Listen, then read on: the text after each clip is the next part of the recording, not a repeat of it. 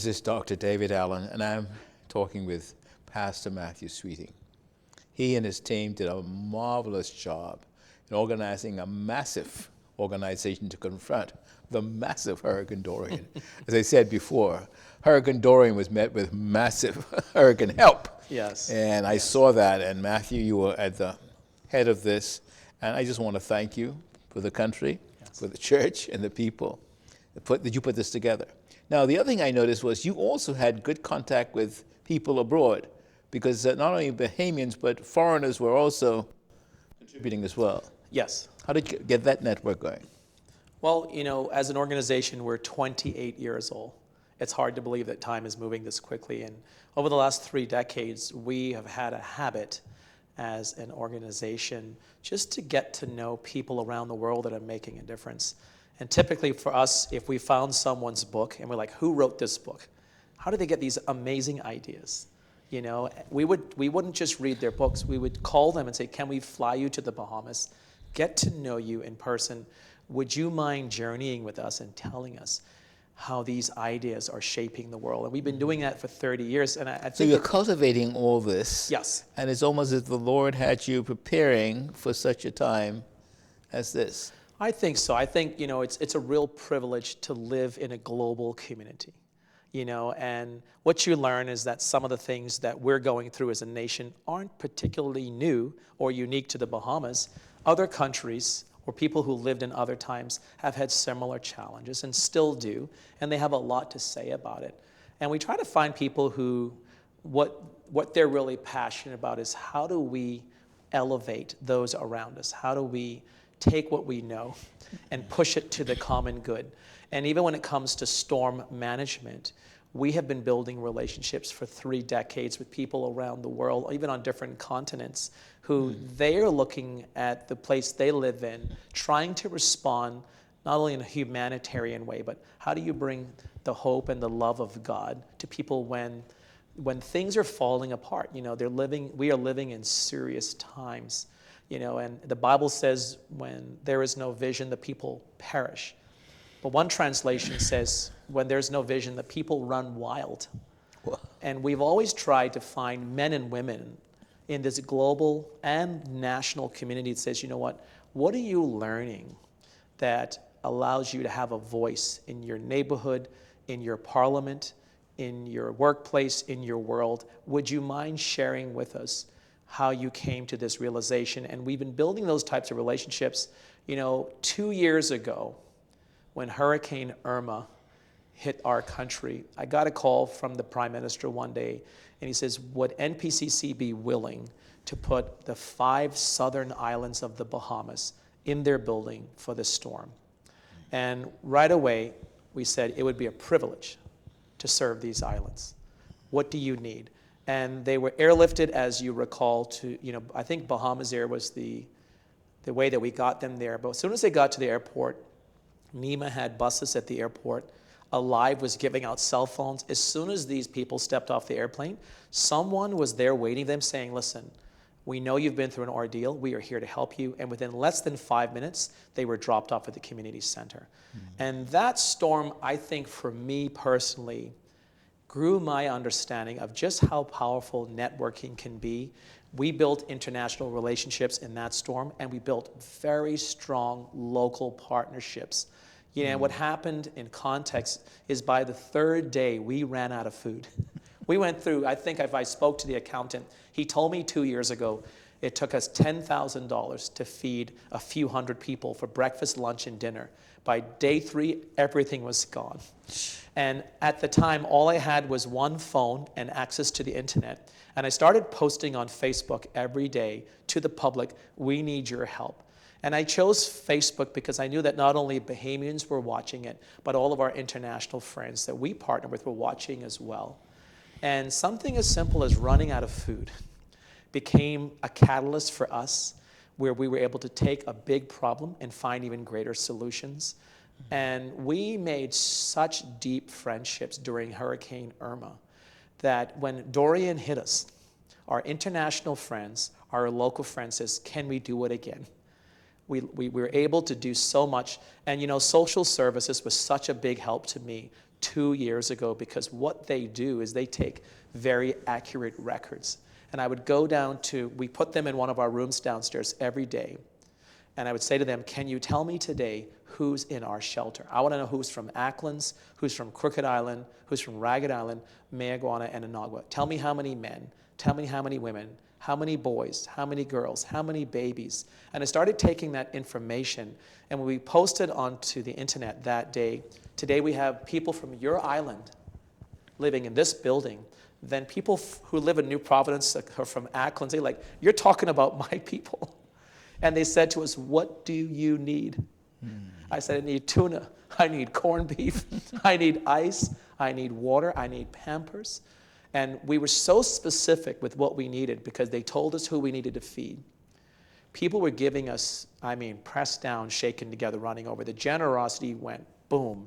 And we were given so much food. It's been 2 years now, and we're still shipping to the island of Acklands. That's how much food people gave us. Gee. And every time we give it away, people won't stop giving. And we always say in our church, you cannot outgive God.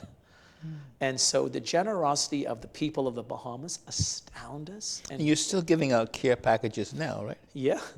You mean to Acklands or people of Dorian? In Dorian. Yeah, so basically we have... Explain to the public what's a care package. A care package is something that we've been doing from day one. We identified that there's some very basic needs, not only food and water, but sometimes is there something else. If you're a mother and you have children, we're going to give you Pampers, we're going to give you formula. We give lady products, whatever men need and ladies need, and we do it in boxes of 2, 4, 6, and 8, based upon the size of your family. And every time an international sponsor says, what do you need shipped to the Bahamas? We have a list already picked out, send us this. Because that's what we have to give out every day. And so we have a warehouse here in New Providence where we put all that stuff together. We send our trucks to the warehouse. It's all already pre-packed and labeled with our volunteers. And not only does that go out to all the shelters around New Providence, it also comes back to our shelter. So evacuees that have never heard about us before and their friends are saying, have you gone and got your care package? They come out there on a daily basis and no begging, no red tape. So you can go to NPCC right now. That's right. And get a care package. Every single day. And we pre-pack them so you don't have to wait. We keep a lot of trolleys and carts there. So if it's a larger family, we load up the whole trolley just to get it out to their car. We also have volunteers that'll take it to your car for you. And that way you can just make sure, it's like a bicycle chain. You have to keep this thing moving, and then all of the care packages that we pre-pack at our warehouse, we also truck on a daily basis to all the government shelters because we put Rotarians in there every morning. They evaluate the need of the government shelter every day. They call our warehouse manager. They say, this is what we need for the day. And then we pull the order the same day and truck it back to them, and they call us the next morning. Well, the Bahamians, they're hoping you're just listening to the organization, the planning, the efficiency, how that this massive hurricane, Dorian, was met by this massive support that is saying, look, we are not going to go under with this. Yes. And that's the hope we need to uncover. Pastor, say a word about that. How that this hurricane, as dangerous and horrible as it was, it resurrected a kind of hope in the church, in your work, in the country. I'm always of the mind that even though bad news travels faster, good news is what people really need to keep their hope alive. People can't sustain themselves on bad news for too long. It overwhelms their heart. The human heart can only take so much disappointment. And we're in the business, the church is in the business, the church of the Bahamas and around the world, we're in the business of keeping hope alive. We are the hands and feet of God. We all are the hands and feet of God because we believe everyone's a child of God.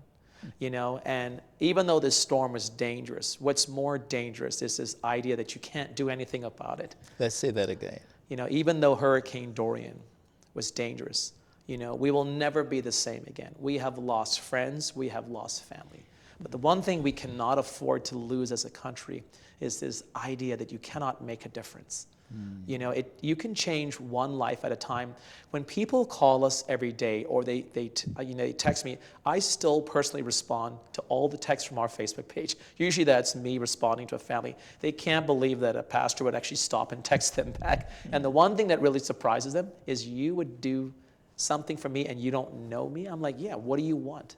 What do you need? Come out here today and grab something and take it back to your family. And we have to convince people that we are here for them. You know, people cannot take disappointment for too long. You know, and when Bahamians come out there every day, and Haitians as well, and they say, we need food, or we have to put our kids in school, or we need a place to stay. If you can just do something for them, give them something tangible, give them something that they need, they will be so surprised. They will never forget that someone remembered them. And it's not hard. It just takes intention.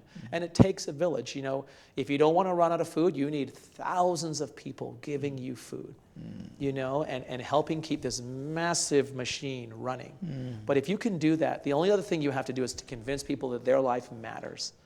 And we have a no begging policy. You do not have to beg for this. Come and tell us what you want. This thing is non-denominational, non-political, it's ecumenical, it's unilateral. We want to help anybody. You know, now that's a very bold statement, you know, but we believe that if we keep giving out everything we have and we run out, which we run out all the time, we believe that God will make sure we don't run out, that people will give to us again. Our local partners never stop giving to us. Our international partners never stop giving to us. We're working on some new relationships right now with a lot of corporate partners in North America. They have hundreds and hundreds of 40-foot containers already full of food they want to send to the Bahamas. They just need someone to give it out for them. We're like, we'd love to give it out for you. You know, and it's been sitting on the docks for weeks. They just need someone who can organize it. And that's our thing. We love to organize. You know, and it's not hard. You just have to you can't stop. When you get tired and you keep making mistakes, you have to keep going. And you just say, what can we do? What did we learn from this? We've made this mistake. We need to do it better next time. Did you find you get a little discouraged? Yeah, discouragement is very much a part of this, because I think the hardest part for me as a Bahamian is seeing people who come together initially, but it takes something as simple as someone disappointing them. You know, I don't like the way you spoke to me. I don't like the way you treated me that day when we were trying to help the nation. And sometimes you start off with 100 people one day, but next week you have 25 people. It's like, where did those other people go? We loved working with them. And that's very hard, because it really does take a lot of people to make this happen. You know, and that's the discouraging part. And when that affects me as a pastor, I have to pray, say, God, remind me why we're doing this, because we can't hang our hopes on how consistent people are. We need to do this because God loves people. You know, it has to just be about that. And we also need to believe that you cannot outgive God. Yes, you're going to have your hard days, and sometimes you go for weeks where you don't have solution. We've been running out of money from the very beginning, but the money comes in eventually. We keep running out of food. That's only because we're really good at giving it out. And so the discouragement is there. But you have to hang in there. You know, and I think this was the older generation teaches us. You know, they teach us to be patient and to believe eventually it will work itself out. We just need to listen to these people.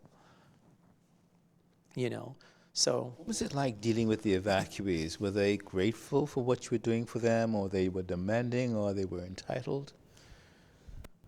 Every so often you do get entitled people, and there's also people that, what we're seeing, they go around to every shelter every day and they take advantage of the system. We're hearing stories of people who are not evacuees moving into the shelters to get air conditioned. And that's ridiculous. But you know, for the most part, I would say the sentiment, 98% of the people that we deal with who are evacuees, they're very gracious. They're very grateful. They're surprised that you don't know them, but you want to help them. And yes, they are traumatized, but once the shock wears off and then the gravity of how am I going to build my life back together sets in, that is where we need to stick with these people. And they're surprised that you tell them, come back next week. Come back next week and let's see what else we can do for you. And you tell them next week, come back the following week, because they realize now you're trying to build a relationship with them. And that for us is the tipping point. We don't see these people as projects. You know, we see them as people with stories. Even if you enter our programs, we document your story. And if you give us permission, we tell your story so that people don't forget what happened. We have mothers who used to have 5 children, but now they only have 3 children. We had mothers who, in the middle of the storm, mom's only got 2 arms. So she told her younger son or daughter, can you hold your brother or sister? And that child could not hold on to that baby brother or sister, hard enough before the water came into the house. We have husbands who've lost wives, wives who lost husbands. We lost some grandmothers because everybody tied themselves together with rope in the attic. But 3 days into a flooded attic, grandmother did not have the strength to hold on. And she stayed there for 2 days before help came. And so these things break our hearts. And so for us, these are people. These are not projects. These are not statistics. And when you help people like that, even if initially they might have been a little jaded or cynical, you can convince most people that if I love you and I want to take care of you, they will change their mind as well. And they will let you help them. And that to me at the end of the day, Dr. Allen, is why we still do this. We want people in our country to know, you belong to us. We take the responsibility. It is a burden, but it's a privilege to take care of you. We don't have all the answers.